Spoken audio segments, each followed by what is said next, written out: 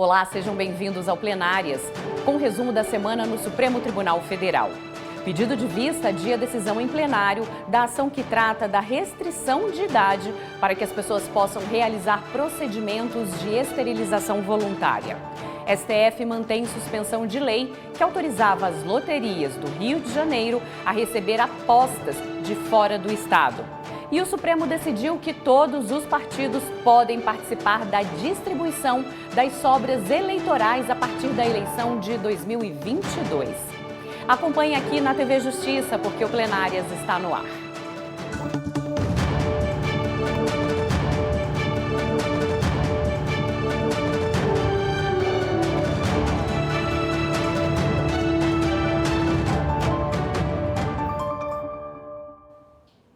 Eu sou Flávia Alvarenga e nós vamos mostrar os destaques do Supremo da semana com os comentários da consultora jurídica Gisele Reis. Oi, Gisele, essa semana a gente teve um pedido de vista, né, que acabou adiando mais uma vez essa questão da regra da esterilização voluntária. Sim, o Supremo Tribunal Federal teve a oportunidade de encerrar um julgamento extremamente importante sobre os efeitos da decisão do Supremo a respeito das sobras eleitorais, mas em relação à esterilização voluntária, o processo voltará para o debate numa circunstância posterior, em razão de um pedido de vista do ministro Dias Toffoli. E decisão tivemos a respeito das eleições. Sim, essa decisão extremamente importante, inclusive com impacto significativo na distribuição das cadeiras no âmbito da Câmara dos Deputados. Daqui a pouquinho a gente explica mais então, Gisele. Obrigada. O Supremo Tribunal Federal decidiu que todos os partidos podem participar dessa distribuição das sobras eleitorais, isso a partir da eleição de 2022. A repórter Marta Ferreira acompanhou a sessão desse julgamento e tem os detalhes. A discussão era se o entendimento sobre sobras eleitorais, vagas não preenchidas nas eleições proporcionais, deve ser aplicado retroativamente às eleições de 2022 ou somente no futuro, para as eleições de 2024. Em fevereiro do ano passado, o STF considerou inconstitucional uma mudança feita em 2021 nas regras das sobras eleitorais. Com a decisão, todos os partidos podem participar da última fase de distribuição dessas vagas. Só que ficou definido que esse entendimento não deveria ser aplicado na eleição de 2022, o que teria como consequência a alteração de parte dos deputados que foram eleitos. Os recursos apresentados por partidos políticos questionam esse entendimento, que na prática pode modificar a composição das bancadas da Câmara dos Deputados. O julgamento começou no plenário virtual, mas foi para o plenário físico, depois de um pedido de destaque do ministro André Mendonça. A relatora é a ministra Carmen Lúcia, que rejeitou os pedidos feitos. O que me parece aqui, nas razões, é que haveria mesmo inconformismo com o acordo embargado. Não vejo comprovados, como disse, os requisitos de embargabilidade. O Supremo já assentou que os embargos de declaração não constituem meio hábil para rediscussão de matéria debatida no julgado embargado. Estou citando jurisprudência vasta, consolidada neste sentido, pelo que me parece que o exame da peça recursal é suficiente para constatar que não há o que esclarecer, porque não há, na minha compreensão, ponto obscuro, nem omisso, nem contraditório, não me parece haver erro material. O que se pretende é modificar o julgado e fazer prevalecer a tese do embargante que ficou vencida. Pelo que ausentes esses requisitos, senhor presidente, eu voto nos dois casos no sentido de ratificar o voto que já tinha lançado no plenário virtual e rejeitar os embargos. Mas a maioria dos ministros divergiu da relatora, votando para que a decisão tomada pelo Supremo no ano passado tivesse validade para as eleições de 2022. Eu ouso divergir de Sua Excelência, como já havia feito outrora, e, neste caso, procurando afastar essa modulação em dois tempos, reconhecer que a modulação não era possível em razão de não ter sido alcançado o quórum, e o artigo 16, obviamente, produzir a contradição fática que fiz alusão, à vista, inclusive, do plexo de regras que foi efetivamente aplicado na eleição de 2024. A norma que foi impugnada, ela respeitou o artigo 16. Agora, a decisão, ao declarar inconstitucional, há uma retroatividade, respeitando também o artigo 16. Para afastar essa retroatividade, haveria a necessidade da modulação dos efeitos com 8 votos, que não foi obtido. E aí, os embargos de declaração apontando essa eventual contradição. Assim, por maioria, o plenário aceitou os recursos. O tribunal, por maioria, conheceu dos embargos, de ambos os embargos de declaração, e deu a eles provimento, vencidos os ministros André Mendonça, Carmen Lúcia, ministro relator Carmen Lúcia, André Mendonça, Edson Fachin, Luiz Fux e o presidente. Com essa decisão, haverá uma nova contagem de votos. Isso em relação a deputados que não foram eleitos em 2022 e agora podem sim, por causa dessa recontagem, ter direito a uma cadeira parlamentar. A partir de agora, o que acontece? É o TSE que faz essa recontagem? Qual é o próximo passo? Então, o que se tem aí com essa distribuição, né, dos votos, que existem várias regras sobre a distribuição dos votos, e inclusive essas regras já haviam sido analisadas pelo Supremo Tribunal Federal em 2024. Então, o entendimento do Supremo, né, ele continua mantido quanto à desnecessidade de, na distribuição ali da última fase das sobras, desconsiderar o que se chama de cláusula de desempenho. Antes da análise do Supremo, era necessário ter um percentual mínimo para que houvesse a distribuição das vagas, saber ali qual partido ficaria com que quantidade de vagas.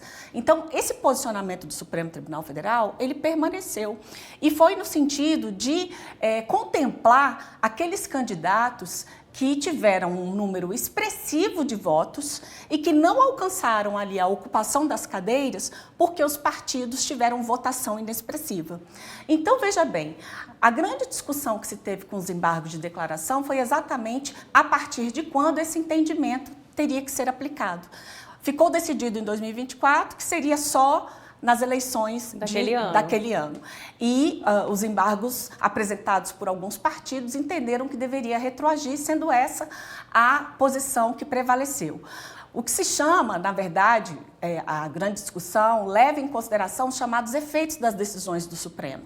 Quando o Supremo declara uma lei inconstitucional, ela é inconstitucional desde o momento em que ela nasceu no mundo jurídico. Ela já nasceu inconstitucional. E para que esses efeitos sejam modificados, há necessidade de um quórum específico, né? Ou seja, 8 ministros devem votar no sentido de projetar os efeitos para o futuro. Então, como isso, na verdade, não foi alcançado, o entendimento que prevaleceu foi no sentido de que aquela decisão que visou garantir o sistema proporcional, ela deve retroagir desde 2022, por conta exatamente de não ter alcançado o quórum qualificado. Isso certamente irá impactar nas cadeiras, então haverá, sem dúvida, uma mudança.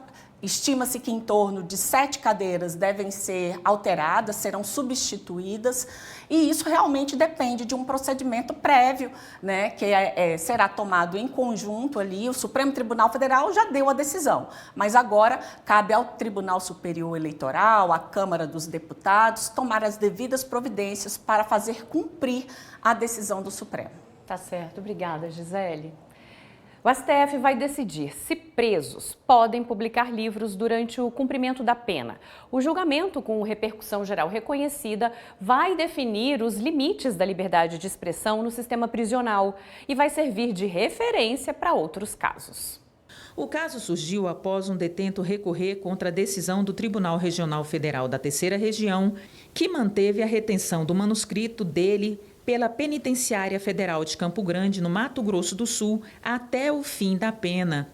Os advogados argumentam que a medida viola a liberdade de expressão. O Manual do Sistema Penitenciário Federal, editado pelo Ministério da Justiça e Segurança Pública, permite que os presos escrevam, mas impede a divulgação dos textos, que ficam guardados na prisão junto aos pertences do preso, sem possibilidade de entrega a familiares, amigos ou advogados.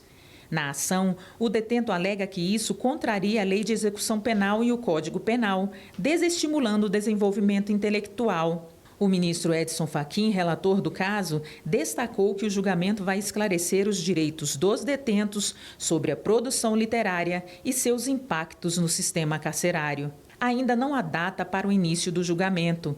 O manuscrito do preso, com 1000 páginas, está retido desde 2019 e nunca foi analisado. Em plenário virtual, os ministros do Supremo Tribunal Federal mantiveram a suspensão da lei que autorizava as loterias do Rio de Janeiro a receber apostas de fora do estado. Por unanimidade, o STF confirmou a liminar do ministro André Mendonça, que havia proibido a Loterge, Loteria do Estado do Rio de Janeiro, que é a autarquia do estado responsável por fiscalizar as apostas, e o governo estadual de receber os jogos na modalidade virtual realizados fora do Rio.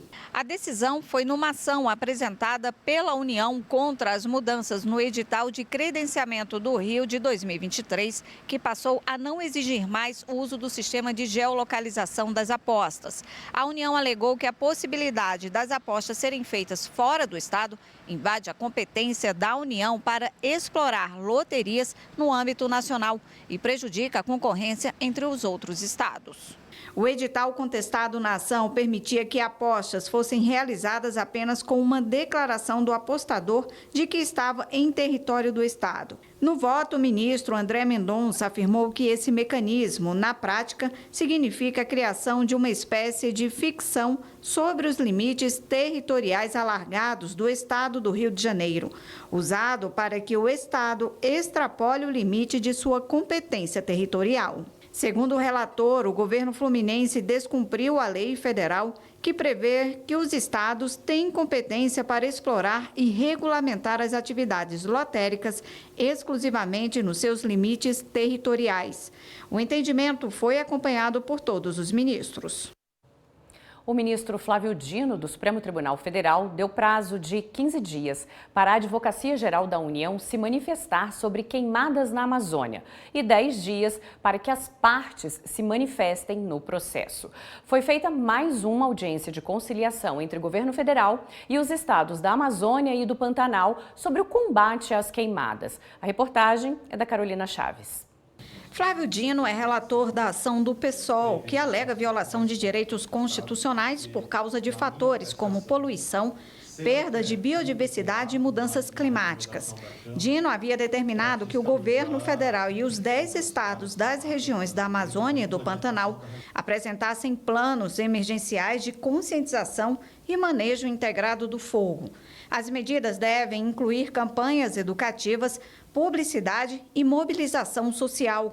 Os planos devem estar em conformidade com a lei que instituiu a Política Nacional de Manejo Integrado do Fogo. De acordo com a ferramenta Monitor do Fogo, do projeto MAP Biomas, mais de 30 milhões de hectares foram queimados no Brasil no ano passado. Um crescimento de 13,6 milhões de hectares de área queimada, 79% acima do registrado em 2023. A Amazônia foi o bioma mais afetado, quase 18 milhões de hectares queimados ao longo de 2024. O Pantanal sofreu com queimadas em uma área de 1,9 milhão de hectares. O ano de 2024 não foi um ano bom. Os indicadores registram isto. E não há, obviamente, aqui a necessidade de julgamentos culpabilizadores. Mas, certamente, nesse tema, não me refiro a desmatamento, mas neste tema específico dos incêndios florestais, tivemos o ano de 2024 com muitas dificuldades. E nós não podemos ter esse cenário repetido em 2025. A audiência de conciliação e contextualização foi marcada para debater as medidas já implementadas e os planos emergenciais dos governos federal e dos estados. Também foram fixadas as próximas etapas, considerando 3 problemas: o pedido para suspensão ou cancelamento do Cadastro Ambiental Rural, o CAR, por suspeita de fraude, a dificuldade do IBAMA de acesso ao Fundo Amazônia, prejudicando a ação dos agentes na prevenção e combate aos incêndios, e a execução do cronograma de atuação da Polícia Federal. O ministro Flávio Dino ponderou que é preciso garantir a repressão pela atuação da Polícia Federal para que as medidas sejam realmente efetivas. Ele também destacou a necessidade de garantir o acesso do IBAMA aos recursos do fundo. E, por fim, questionou a possibilidade de dar início ao cancelamento dos CARs, pelo menos em terras indígenas. É que a existência de invasão em terra indígena já é um pecado. A existência de invasão em terra indígena com CAR é obsceno. E, por ser obsceno, é uma situação insustentável. Porque significa que o dinheiro do povo brasileiro está financiando crime. A consulta é se nós não podemos avançar nessa temática do cancelamento e suspensão, com devido processo legal, claro, mas devido processo legal diferido.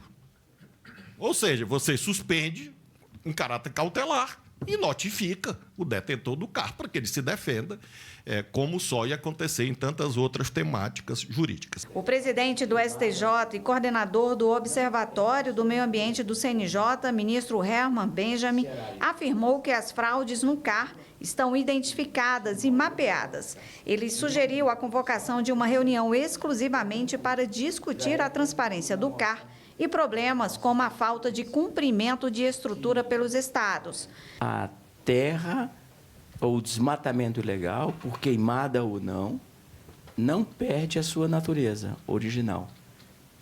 Se a área de preservação permanente continua, se tinha uma outra qualificação legal.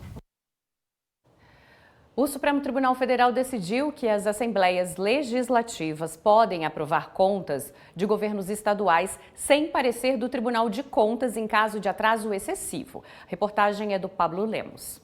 A decisão foi no julgamento de uma ação contra a Assembleia Legislativa de Alagoas, que teria aprovado as contas do governo estadual de 2010 a 2012 sem a manifestação prévia do Tribunal de Contas do Estado.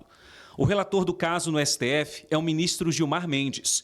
O decano, ao julgar improcedente o pedido da Associação dos Membros dos Tribunais de Contas do Brasil, destacou que as Cortes de Contas estaduais se submetem às mesmas regras do Tribunal de Contas da União.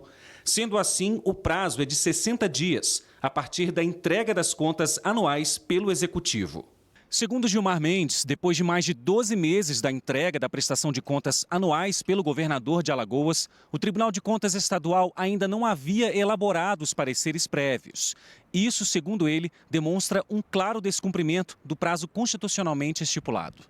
O ministro disse ainda que a decisão não dispensa o parecer prévio pela Corte de Contas, mas preserva a competência do Poder Legislativo Estadual de exercer o controle direto sobre os atos do chefe do Poder Executivo. Segundo ele, o Legislativo não pode ser impedido de exercer as próprias atribuições por inércia imotivada do Tribunal de Contas. E a seguir, pedido de vista adia decisão sobre os critérios de idade para quem quer fazer procedimentos de esterilização voluntária. O Plenárias volta em instantes.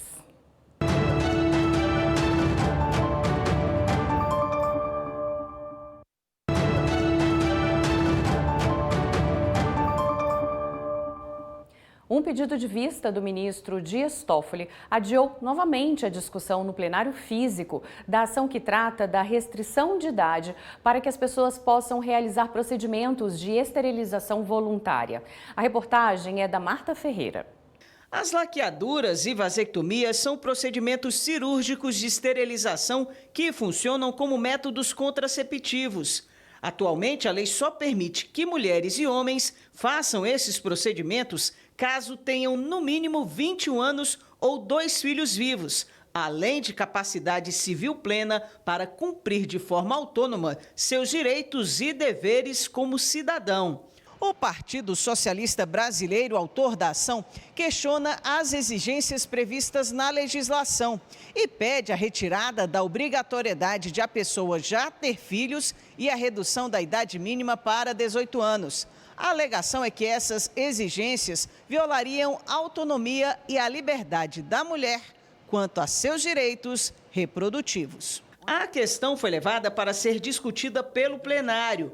O ministro Nunes Marques, relator, e o ministro Flávio Dino entendem que os critérios necessários são 18 anos e 2 filhos.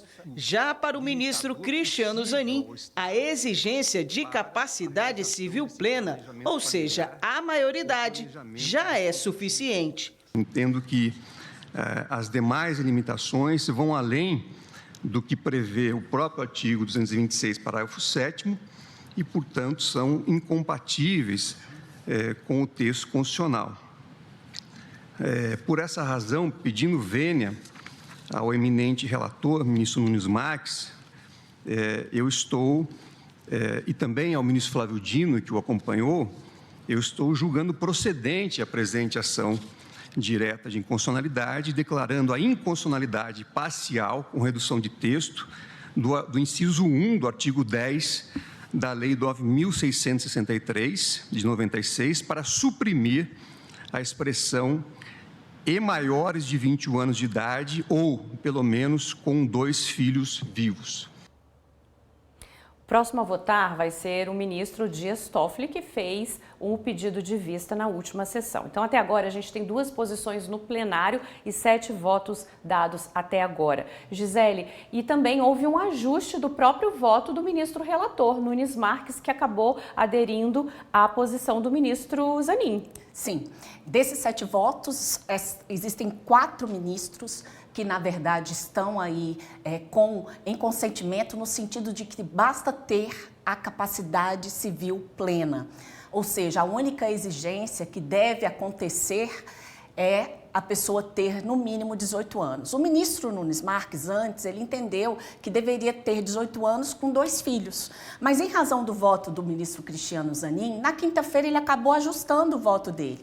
Então, a posição que prevalece, inclusive, é exatamente no sentido de ter a capacidade plena como único requisito para fazer a laqueadura ou a vasectomia. E, de acordo com os ministros que votaram nesse sentido, isso se dá exatamente pelo fato de que é com 18 anos, desde 2022, nós tivemos essa redução que antes a maioridade era com 21, agora, desde 2022, passa a ser alcançada com 18 anos, as pessoas têm plena capacidade para fazer qualquer ato da vida civil, para poder fazer contrato. Já existe, diversos direitos podem ser exercidos a partir da maioridade civil e que não faria sentido, portanto, ter um requisito que fosse além dessa idade para a manifestação de vontade.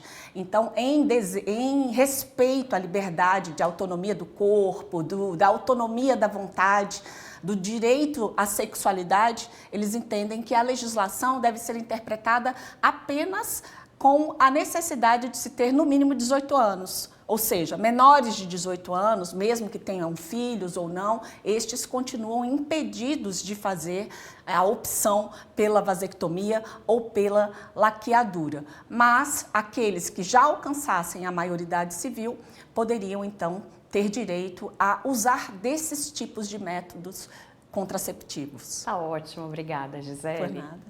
O STF anulou uma decisão do Tribunal de Justiça de São Paulo sobre responsabilidade de imprensa. A Corte também determinou a suspensão desse processo até o julgamento aqui pelo Supremo de um recurso que discute os limites da liberdade de expressão em relação à inviolabilidade da honra e da imagem. A ministra Carmen Lúcia, relatora da reclamação, considerou que o Tribunal de Justiça de São Paulo aplicou equivocadamente a tese do STF que trata exclusivamente da responsabilidade de veículos de comunicação por declarações de terceiros, em um caso que trata da responsabilidade direta do jornalista. A ação foi ajuizada por um delegado da Polícia Federal que pediu indenização por danos morais e a remoção de conteúdo publicado pela revista Veja. No texto, o jornalista sugeria que um inquérito conduzido pelo delegado teria motivação político-eleitoral.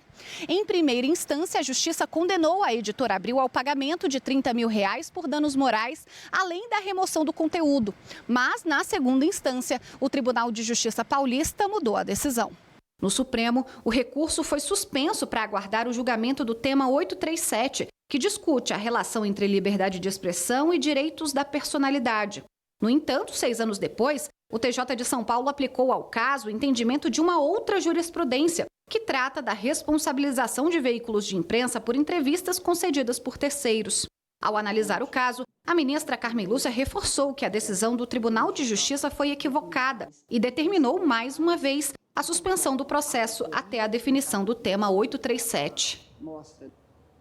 O ministro Cristiano Zanin, presidente da primeira turma do Supremo Tribunal Federal, marcou para o dia 25 de março o julgamento da denúncia oferecida pela Procuradoria-Geral da República contra o ex-presidente Jair Bolsonaro e mais 7 acusados por tentativa de golpe de Estado e outros crimes. O STF vai julgar ainda este mês a deputada federal Carla Zambelli por porte ilegal de arma, isso naquele caso da perseguição armada nas eleições de 2022 em São Paulo. A ação penal contra Carla Zambelli vai a julgamento no plenário virtual da Suprema Corte na próxima semana, entre os dias 21 e 28 de março. A deputada federal é acusada de porte ilegal de arma por ter ameaçado atirar num apoiador da oposição nas vésperas das eleições de 2022. As imagens que circularam pela internet à época mostram que a discussão foi parar dentro de um bar de um bairro nobre de São Paulo. Em agosto de 2023, a parlamentar se tornou ré quando a maioria dos ministros do Supremo Tribunal Federal votou a favor do recebimento da denúncia apresentada pela Procuradoria-Geral da República. A PGR alegou que Zambelli não tinha autorização para usar a arma em público. No julgamento da denúncia, o relator do processo na corte, ministro Gilmar Mendes, votou a favor. Ele alegou que há fatos concretos, como depoimentos e busca e apreensão em endereços ligados à deputada em Brasília e na capital paulista. O caso estava tramitando em sigilo no Supremo há 10 meses. O processo foi pautado para ser discutido em plenário virtual após o ministro Gilmar Mendes liberar a ação para julgamento nesta terça-feira. O Plenárias termina aqui. Gisele, muito obrigada pela sua parceria aqui comigo, pela sua companhia. Até a próxima, Até a próxima. Você pode assistir ao jornal pelo canal da TV e Rádio Justiça no YouTube e também pelo aplicativo TV Justiça a Mais. A gente se vê de novo na semana que vem. Até lá. Tchau.